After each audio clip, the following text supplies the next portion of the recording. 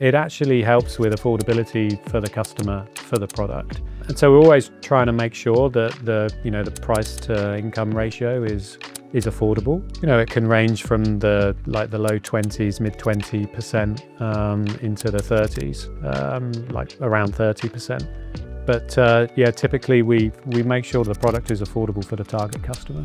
Hi, I'm Diego. Today I'm here in London with Mark from Greystar. Mark, before we start, can you please give us an overview of Greystar and also about your role, please? I'm Mark Allnutt. I'm Executive Director for Europe for Greystar. I lead our fully integrated platform in Europe across 8 countries in investments, development and operations. Greystar is a global leader in rental housing, fully vertically integrated across investment, development and operations. Greystar has over 1 million apartments and beds under management.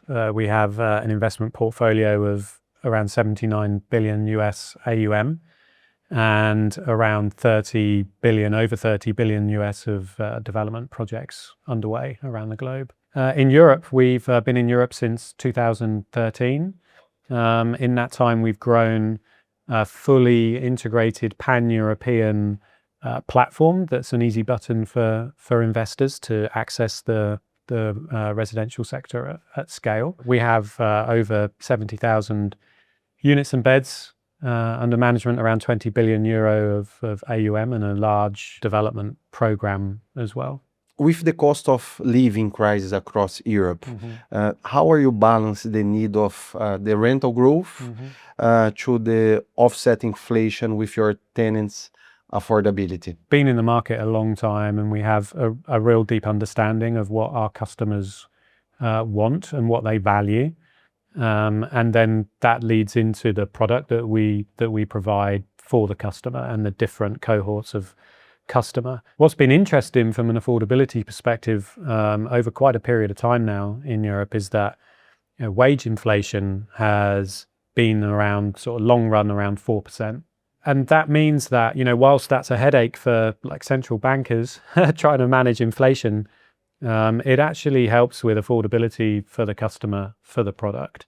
And so we're always trying to make sure that the price to income ratio is affordable. And that will be to varying degrees across the different cohorts of resident. But it can range from the low 20s, mid 20% into the 30s, like around 30%. But yeah, typically we make sure the product is affordable for the target customer.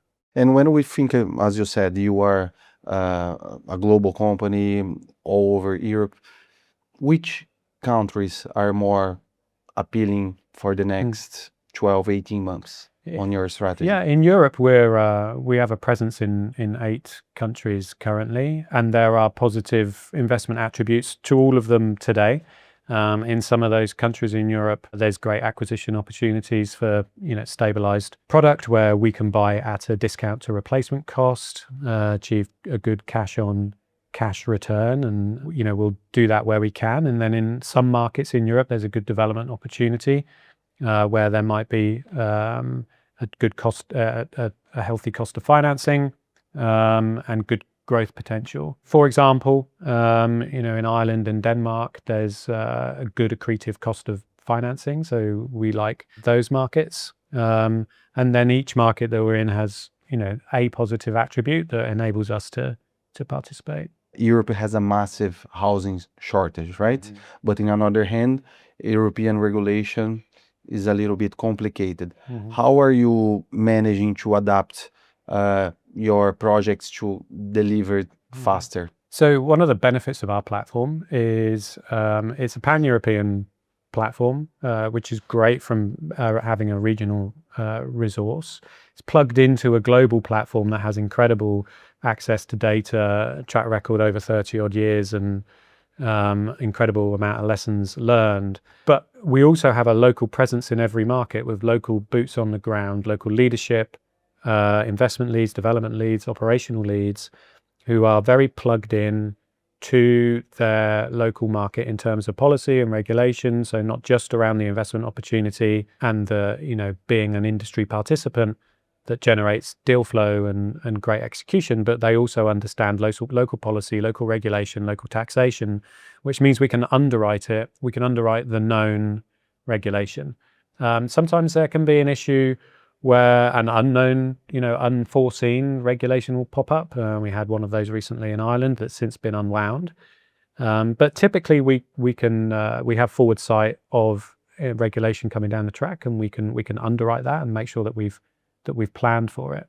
And in Europe, a lot of the conversation has been around rent regulation, but there's also a lot of environmental regulation that we need to be cognizant of and make sure that we're pricing in to our operations. Taking the hook in terms of regulation, there's a ESG and green regulation is very strong in Europe. How do you future-proof your old properties without hurting your yields? I mean, typically we'll acquire new vintage or newer vintage property, or we'll be developing it ourselves. So we're essentially buying or building to good ESG credentials, good green credentials, good environmentally performing assets. What we typically like to do is buy green and make greener rather than a brown to green strategy.